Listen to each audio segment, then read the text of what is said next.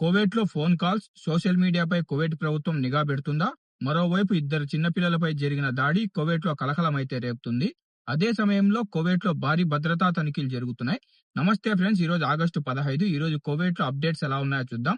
మొదటి అప్డేట్ గనుక చూసుకుంటే, కువైట్ దేశవ్యాప్తంగా భారీ భద్రతా తనిఖీలు జరుగుతున్నాయి ఫ్రెండ్స్. నిన్న జరిగిన తనిఖీల్లో ఏకంగా 1300 ట్రాఫిక్ వైలేషన్లనైతే నమోదు చేశారు. 33 మందిని అరెస్ట్ చేయగా 27 మంది దగ్గర అకామాలే లేవు. 15 వాంటెడ్ వాహనాలనైతే స్వాధీనం చేసుకోవడం జరిగింది. అలాగే డ్రగ్స్, ఆల్కహాల్‌కు సంబంధించి 3 కేసులు నమోదయ్యాయి.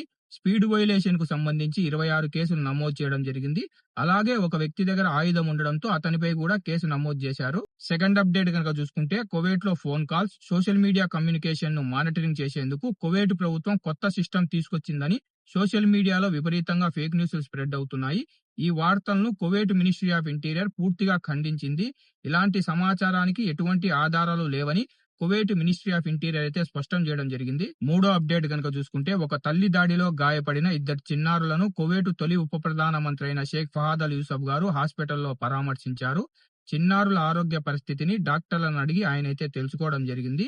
వారికి అవసరమైన అన్ని వైద్య సేవలు అందించాలని అధికారులకు కువైట్ తొలి ఉప ప్రధానమంత్రి షేక్ ఫహాద్ అల్ యూసఫ్ గారు ఆదేశించడం జరిగింది. ఈ సంఘటనకు కారణమైన మహిళను భద్రతా బలగాలు అరెస్టు చేసి సంబంధిత అధికారులకైతే అప్పజెప్పారు.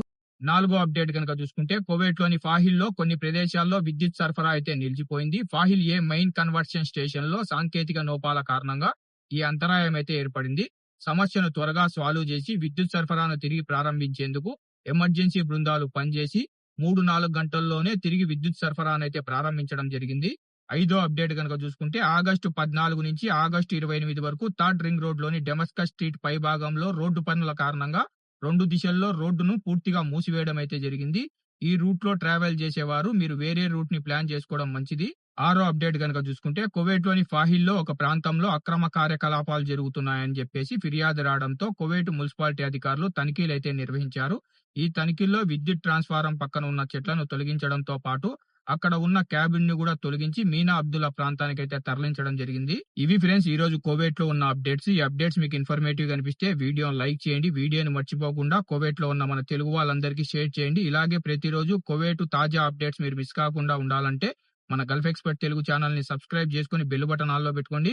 మరో ఇన్ఫర్మేటివ్ వీడియోతో తర్వాతి వీడియోలో కలుద్దాం. Bye bye.